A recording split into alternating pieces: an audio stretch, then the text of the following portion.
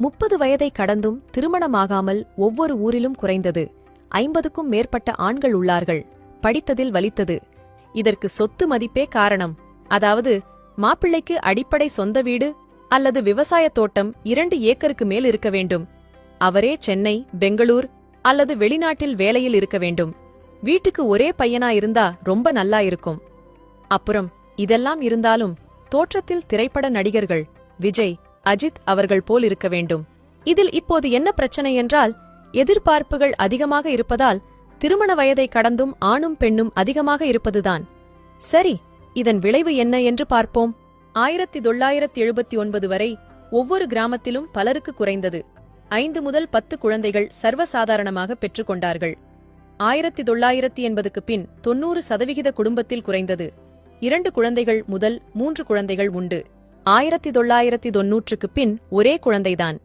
2000ற்கு பின் ஒரு குழந்தைதான் என்பது எழுதப்படாத தீர்ப்பாக மாறிவிட்டது. ஆனால் 2010க்கு பின் ஒரு குழந்தையாவது வேண்டும், இறைவா என்று போகாத கோவிலும் இல்லை, பார்க்காத மருத்துவமும் இல்லை என்ற நிலையில் உள்ளோம். இதற்கு அறிவியல் 1000 காரணம் சொல்லலாம். ஆனால் முதல் காரணம் ஆரோக்கியம். 1979 வரை பெண்ணுக்கு 16, ஆணுக்கு 19 திருமணம். உணவு ராகி, கம்பு, சோளம். 1989க்கு மேல் பெண் 17, ஆண் 21. உணவு அரிசி. 1992க்கு மேல் பெண் 18, ஆணுக்கு 24.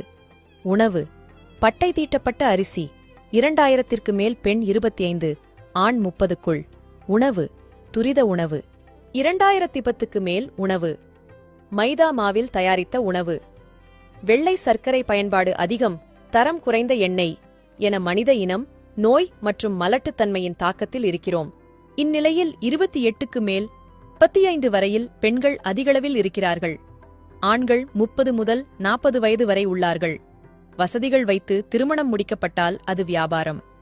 திருமணத்துக்கு முன் ஏழையாக இருந்து பிற்காலத்தில் பணம் புகழ்பெற்ற மனிதர்கள் ஏராளம். முதலில் சொத்து சுகம் என வாழ்ந்து திருமணம் முடிந்து சில ஆண்டுகளில் ஏழ்மைக்கு வந்தவர்கள் அதிகம்.